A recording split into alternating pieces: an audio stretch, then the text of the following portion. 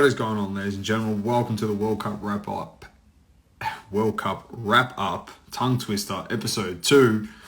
Sauce is going to jump in. A few games to talk about. Three overnight here, 3 in the morning from midnight through till about 8 a.m. The last game ended.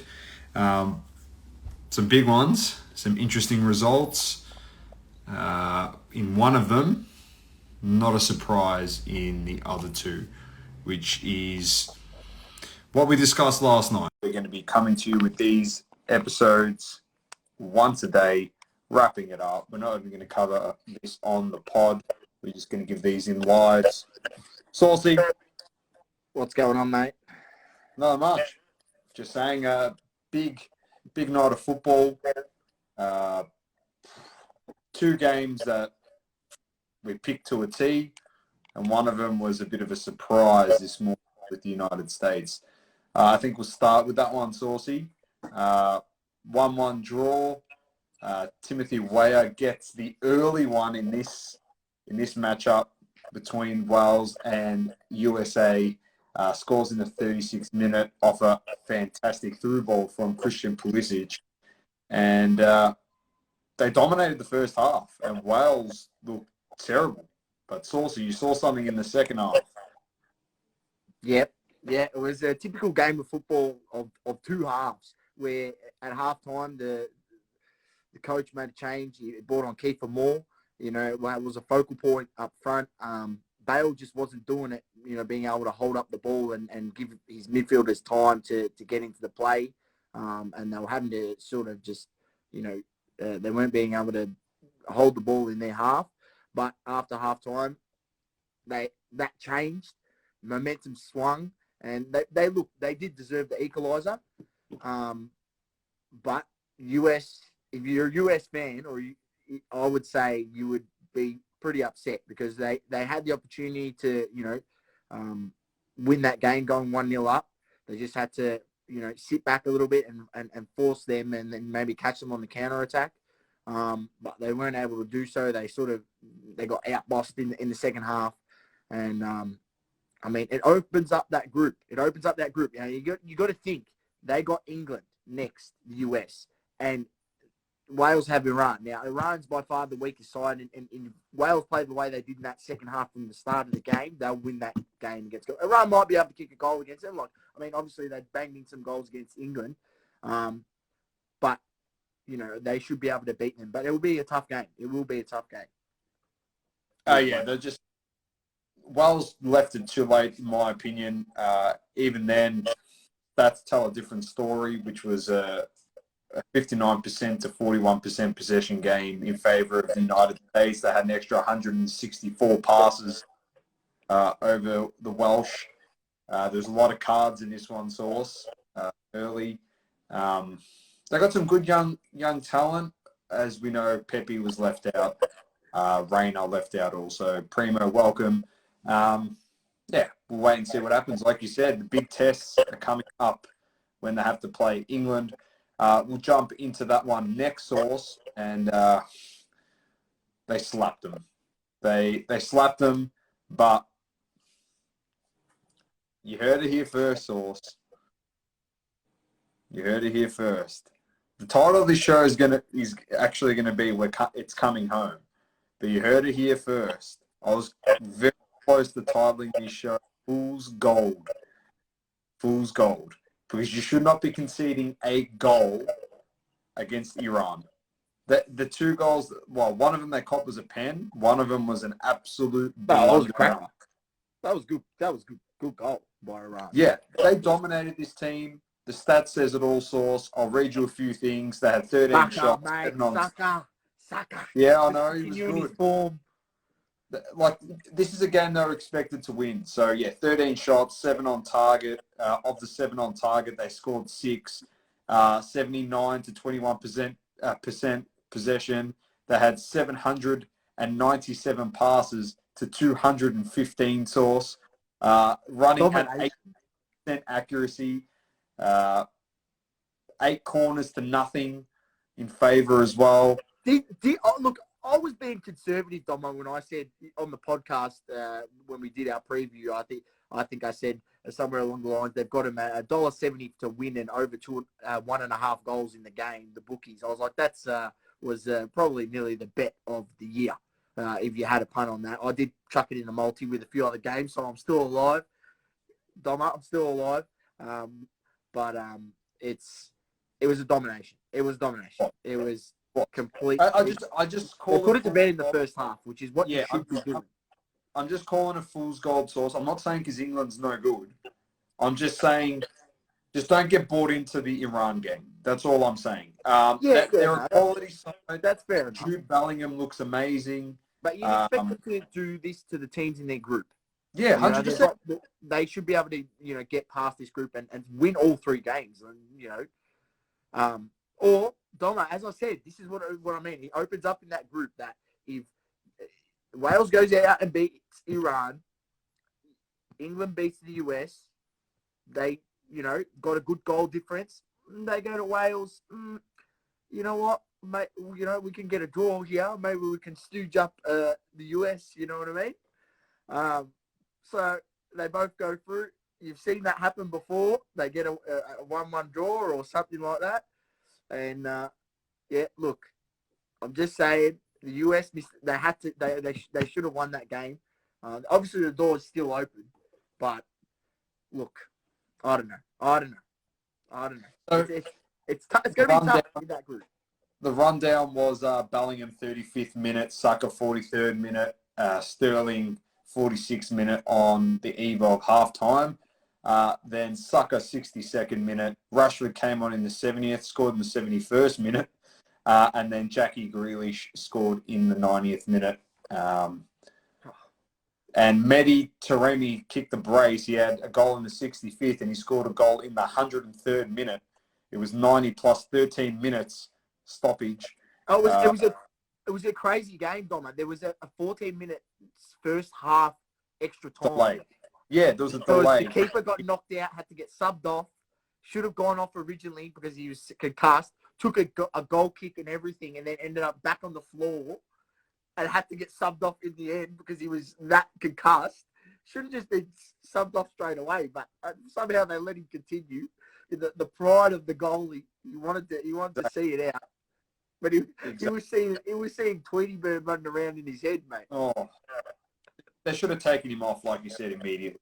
And then the last one to cover from last night was Senegal versus the Netherlands, and the Dutch got the job done right at the end. They scored in the 84th and 99th minute. So Senegal, if Mane was playing, I'm telling you, they would have won that game. They played so well in the first half. They should have had a goal. They should have had a goal at least. They could have had something to defend, and they had pace. They had, they could get them on the counter. They were pressing at times, choosing the right moment to press and then pitching the ball off them. I watched the game. I didn't watch it live. I watched the replay. It was, they played very well. But then, Netherlands, they stayed in the game. And then at the end, they were able to, pinch those 2 goals and win, which we expected them to win. But Senegal had their chances. They had chances. I watched this one live, Source, and I agree with you. I'm actually spewing that Mane isn't in this tournament. They dominated him in the first half. Sarr and Dia killed De Ligt the whole night. De Ligt got destroyed. Like, he couldn't keep up with the pace, so he just kept fouling. Should have had the gravy train in there. Should have had the gravy train in there, mate. He's got more pace than De Ligt. The guy that I like, Source, obviously, my boy plays in this team, and that is Frankie de Jong. He played good. He made some mistakes, but he played very well. He did. But he played very well. He set up the Cody Gakpo goal, who could be the future Man United signing in January, which if he plays like the way he played, then I'll take him every day of the week. Freak. The thing that hurt them, Source, Janssen is too big and too slow. He's like the Harry Kane equivalent for the Netherlands, but less skillful. And the moment they took him off and they replaced him with Memphis Depay, who's coming back from injury, they just had a bit more run and carry. the ball opened up a bit. The game opened up a bit more. They moved Gakpo over to the wing, moved Dumfries more central, and Gakpo just exposed everyone on that wing, and he dominated. And obviously, it led to his goal from the De Jong cross. He cut from the wing and got the header, and pretty much sealed the game. I wouldn't say sealed the game, to be honest, because Senegal did have 2 opportunities after that, and the keeper, who is one of the greatest stories, I don't know if you've heard this source, but Noper, he was on the verge of giving up football because all he was a backup goalkeeper, and he was thinking of just leaving football to become a police officer, and he got given a lifeline, and now he is the starting keeper for the Netherlands international team. Fantastic story. He made massive saves. Actually saved the Dutch from potentially drawing this game or losing this game. So well done to him, and well done to my second favourite team / third favourite team in this competition in the Netherlands. Moving on. Trimba, great to join in again. I know what it's been missing out on live. Love you, boy. Love you too, mate. Rad, welcome. Let's get to the games tonight, Source, because Adam said a bit earlier on, he said, am I watching my best mate tonight, Doma? That's what he asked me. Saucy, not only are we watching him tonight, we're watch partying this game. So 9 p.m. is the game. The watch party will start at 8:45. If you're watching the game, put us on in the background. You can follow the game live with us. You can comment. You can give your thoughts. You can watch me react when Messi kicks a hat-trick in this game, because I genuinely think he's going to kick a hat-trick in this game. Might have a hat-trick of assists. That's the way he's playing at the moment. Yeah. They have a hat-trick of assists. Yeah, they play Saudi Arabia. My tip for this one is 5-0. Your Source? Now I'll go with a conservative 3-0. 3-0. 3-0 by half time. Yep, fair enough. The next games up are obviously moving into the second game in Group C. We've got Mexico and Poland. That's the 3 a.m. game. Thoughts on this one? Yeah, look, Doma. Look, I want Poland to qualify because I thought they would be better of the 2 sides. But it's gonna be a tough game. But I'm gonna go with Poland. I think Mexico is good enough to get a goal. I think Poland probably might have to bag 2 to win it. So I'm gonna go 2-1 Poland. Yep, fair enough. I am going to back the draw in on this one. Yeah, I can see that happening. Yeah, I'm going to back a draw in. Next up, we have the first game in our group, the Australian group, Group D, which is the 12 a.m. game, and that is Denmark versus Tunisia. I'm going to back in Denmark. I'm going to go 2-0 in this one. They'll get the job done. They'll be too clinical for Tunisia, but it'll be good to wake up tomorrow and watch the highlights of this and watch Hannibal, the cannibal from United, who should start for Tunisia, and watch him flourish in his first World Cup. Your thoughts on this one, Source? Yeah, I expect Denmark to go out there and win the game. Tunisia are probably going to struggle to score. Yeah, 2-0 is a good scoreline, but look, I'll go 3-0. Nice. And last one to wrap up tomorrow's games in the morning and tonight is the Group D clash between France and Australia. The boys, the Socceroos, they're up against the juggernaut that is France. I know a lot of people have labelled France already as chokers because they automatically have the World Cup curse on them, because that's just the way it works. I wouldn't be labelling a team like France with the World Cup curse just for the sake of it. A lot of the players in that football side, Source, are actually played into form. And they were struggling earlier on in the year, in the Nations Cup, the Euro, those guys weren't in form. Mbappe was struggling. Everyone else now is in form. Pavard, Mbappe, Rabiot, Tchouaméni, Camavinga. Yeah, Rabiot is very Giroud's killing it in the Serie Yeah, A. Of course, I'm Australian, and I want the Aussies to do well, but the realistic facts are that Australia will lose 4-0. That's a fair assessment. Maybe 4-1. I'm going to say 4-1. I'm going to say we're going to sneak a goal on France. All right, and that's just the homer in me. But we're still going to get slapped. Yeah, I think I'm going to be a bit more conservative. I'm going to say 2-0. Mbappe to score 2. But my hope is to get a draw out of this game. Just do the Mourinho, park the bus, Graham Arnold.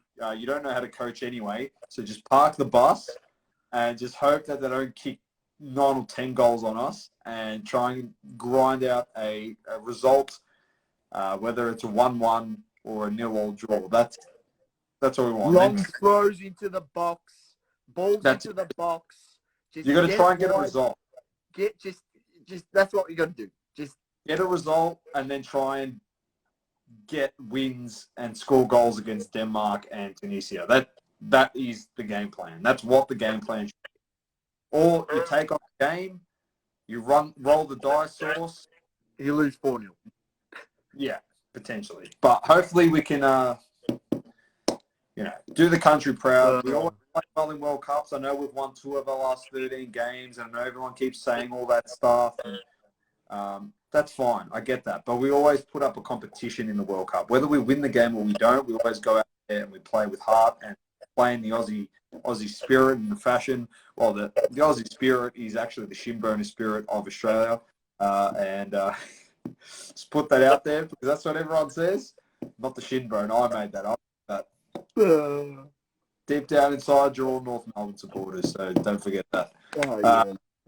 We'll see how we go. And we'll review these games tomorrow. So hopefully it's on a positive for Australia. Yeah, look, I hope so too. But yeah, France will get the job done regardless. All right, Doma. Done and dusted. As we said, watch party tonight. Argentina versus Saudi Arabia. Tune into that. We're about to jump on our pod now. Pod has moved to Tuesday. We'll explain that when we go live shortly. But thanks again for jumping in to the World Cup wrap-up episode 2. Peace. Thank you for tuning in. Please don't forget to leave a review on the Apple Podcasting app. Also, follow us on socials, Instagram, Facebook, Twitter, and TikTok. Talking all sports, double curve.